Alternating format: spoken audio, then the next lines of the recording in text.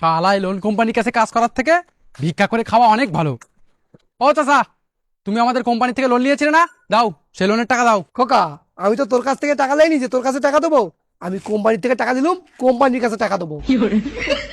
আরে চাচা, আমি কোম্পানিরই লোক। তুই কোম্পানির লোক, কিন্তু কোম্পানি তার না।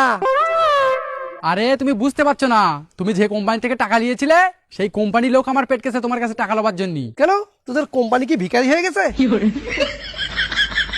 চাচা, আমার কথা ভালো করে শোনো। তুমি আমাদের কোম্পানি থেকে টাকা নিয়েছিলে তো, সেই টাকা তোমার আদায় করতে হবে।